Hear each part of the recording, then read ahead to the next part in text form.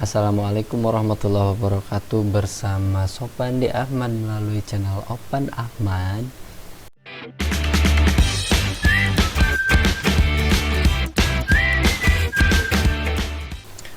Pada tayangan ini saya akan membahas lanjutan dari video sebelumnya mengenai peluang empirik.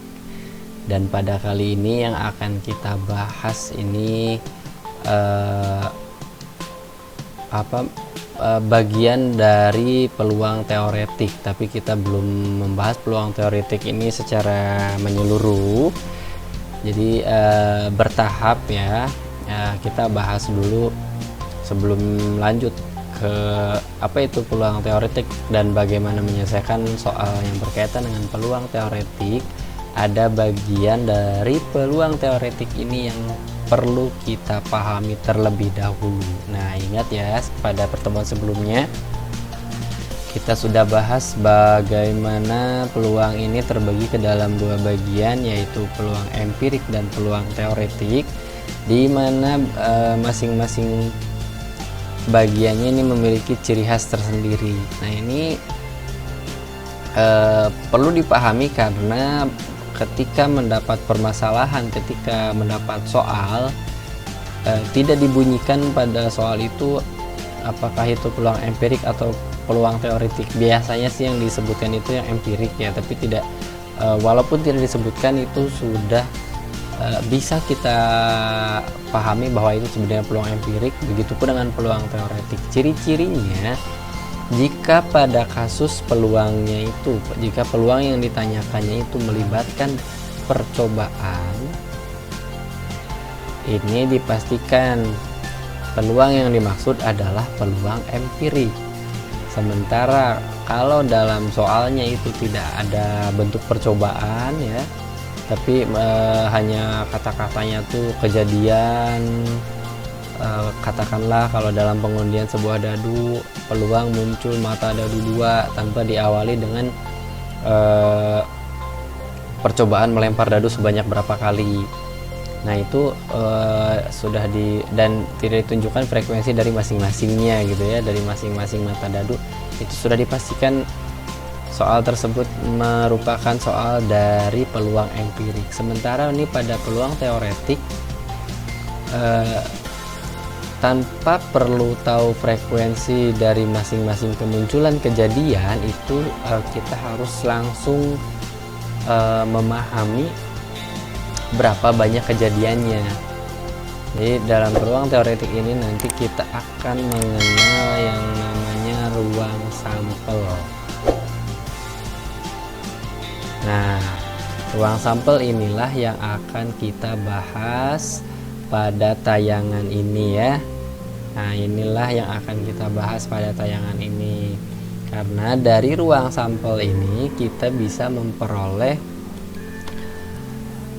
titik sampel, di mana pada dari titik sampel itulah nanti akan menentukan banyaknya kejadian, di mana banyaknya kejadian ini akan juga menentukan nilai dari peluangnya sendiri. Nah, ini untuk peluang teoretik. Kadang tidak disebutkan peluang teoretik itu, tapi peluang saja ya. Dan ingat, istilah empirik dan teoretik pada soal tidak selamanya muncul, kita sendiri yang harus memahaminya. Oke, kita lebih fokus lagi, kita bahas mengenai ruang sampel. Nah, ruang sampel ini merupakan bagian dari rumus peluang ya, formulasi peluang nih, di mana peluang kejadian A, PA ini dibacanya peluang kejadian A itu pembagian ya, pecahan, di mana pembilangnya ini NA menunjukkan banyak kejadian. Nah, rumusnya hampir mirip dengan peluang empirik yang sebelumnya kita bahas ya. Dia berupa pecahan, berupa pembagian, di mana ada pembilang dan penyebutnya. Hanya pembilang dan penyebutnya ini kitalah yang menentukan sendiri, bukan berdasarkan hasil percobaan. Nah, sementara NS di sini adalah banyak ruang sampel. Nah, artinya untuk menyelesaikan peluang secara teoretik, fokus kita adalah pada ruang sampel.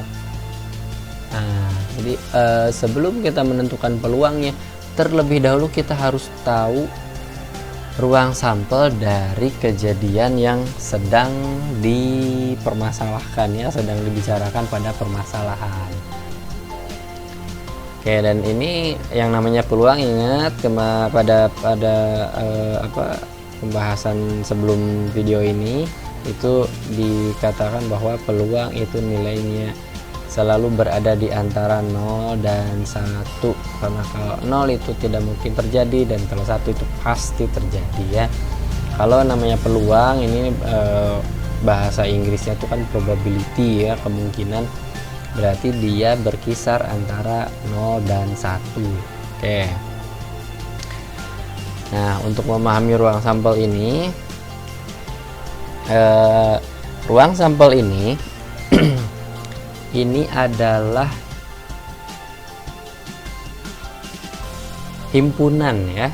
Ruang sampel nih dia berupa himpunan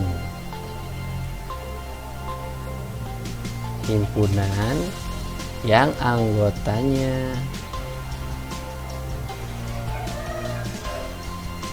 merupakan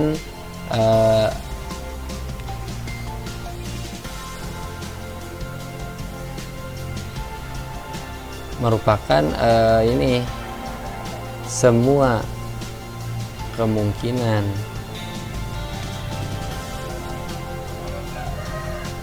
dari kejadian, gitu ya. Jadi kalau misalkan kejadiannya melibatkan uang koin, berarti ruang sampelnya adalah semua ruang sampelnya itu berupa himpunan yang anggotanya itu semua kemungkinan yang terjadi dari uang koin tersebut. Begitupun kalau seandainya misalkan kita ambil kejadiannya itu pelemparan sebuah dadu, berarti ruang sampelnya juga merupakan semua kemungkinan dari pelemparan sebuah dadu.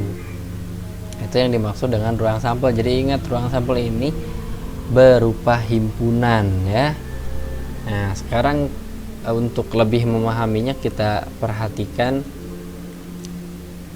contoh beberapa ruang sampel yang sering ditemui pada permasalahan peluang, dan ini kejadiannya bisa beragam asalkan kita tahu ruang sampelnya. Bagaimanapun nanti permasalahan peluang ini akan mudah, karena apa? Dari ruang sampel ini kejadian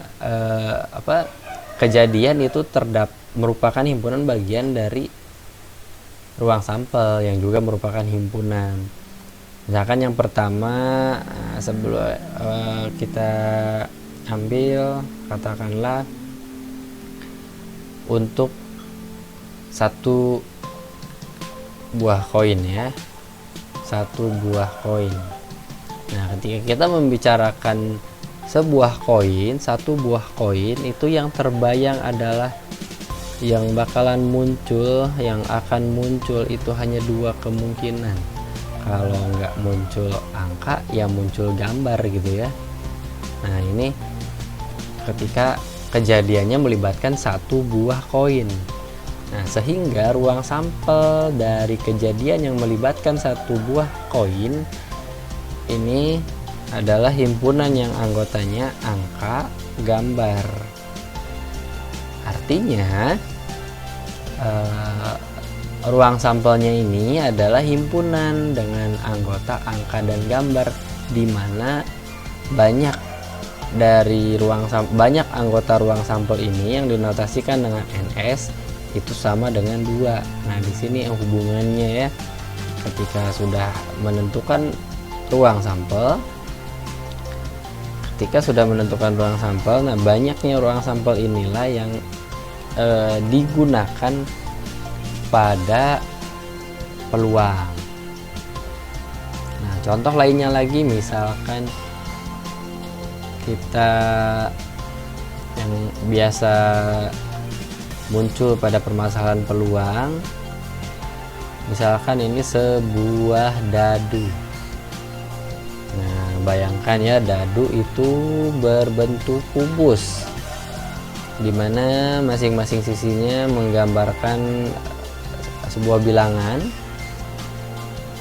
dari 1 sampai 6. Artinya ruang sampel dari sebuah dadu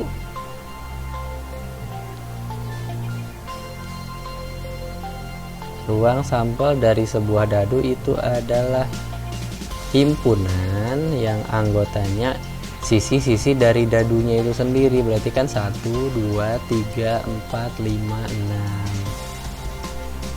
Nah, dari sini kita bisa melihat bahwa banyak ruang sampelnya sendiri adalah 6. Nah, sementara 1, 2, 3, 4, 5, 6 nih masing-masing anggota dari dari ruang sampel ini itu yang dinamakan titik sampel gitu ya. Jadi kalau ditanya titik sampel ya berarti kalau nggak 1 ya 2 atau 3, 4, 5 atau 6 gitu. Itu merupakan titik sampel. Dan dari beberapa titik sampel inilah nanti akan beberapa dari titik sampel ini bisa jadi merupakan sebuah kejadian yang menyusun rumus dari peluang itu sendiri gitu ya. Nah, sekarang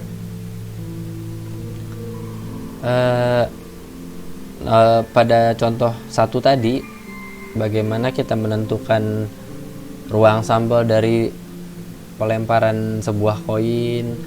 Untuk yang nomor 2 ini, bagaimana ruang sampel dari pengundian sebuah dadu.